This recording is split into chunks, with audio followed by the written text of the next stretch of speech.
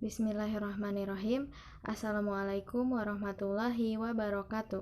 Hai teman-teman, hari ini saya akan membahas tentang mata kuliah evaluasi pembelajaran ekonomi dengan topik validitas dan reliabilitas instrumen penilaian.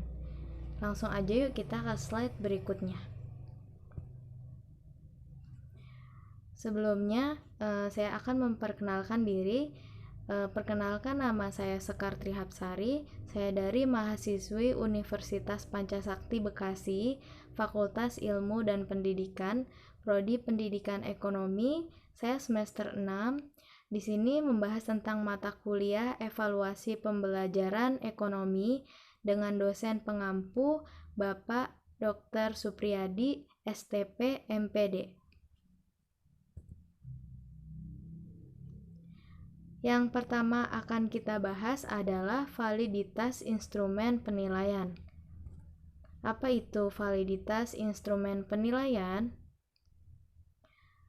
Yaitu bahwa pengertian validitas senantiasa dikaitkan dengan penelitian empiris dan pembuktian-pembuktiannya bergantung pada macam validitas yang digunakan.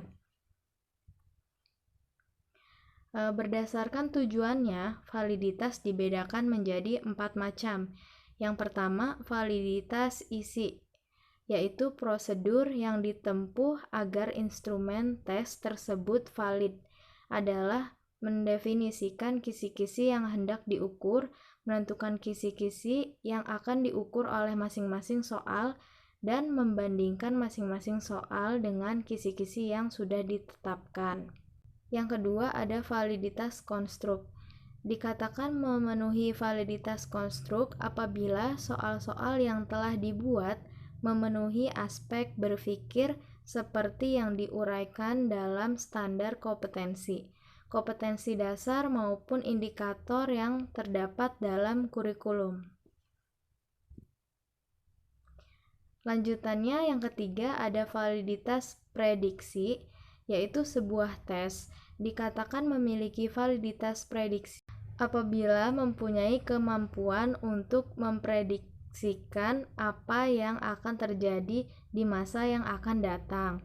Yang terakhir, validitas konkuren, yaitu validitas ini dikenal sebagai validitas empiris.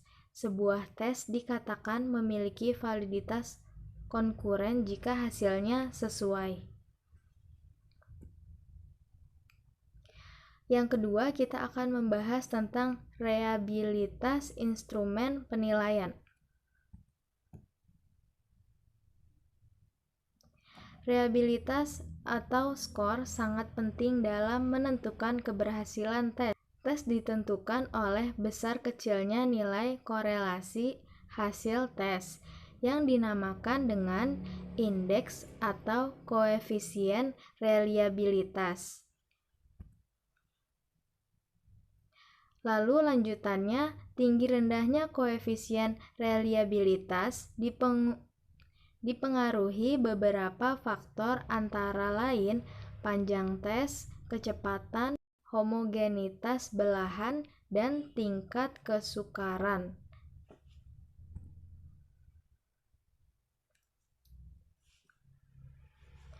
Makin tinggi koefisien reliabilitas semakin baik karena kemungkinan kesalahan semakin kecil.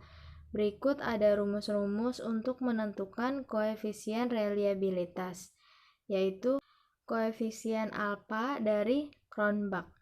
Koefisien alfa dihitung dengan menggunakan persamaan sebagai reliabilitas tes berikut, yaitu jumlah soal, jumlah varian dari skor soal, jumlah varian dari skor total.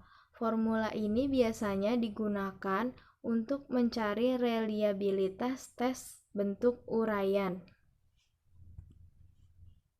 Lalu yang kedua ada formula Kade-Richardson 20 atau dalam kurung KR-20 untuk mencari koefisien reliabilitas tes bentuk objektif digunakan rumus KR20 sebagai berikut. R11 reliabilitas tes menggunakan persamaan KR20. P sama dengan proporsi peserta tes yang menjawab benar. Q proporsi peserta tes yang menjawab salah. Jumlah PQ perkalian antara P dan Q. Lalu K jumlah butir soal, S2 variabel total, dan S standar deviasi atau simpangan baku dengan persamaan dengan N adalah jumlah peserta tes dan jumlah kuadrat selisih skor masing-masing butir dan rata.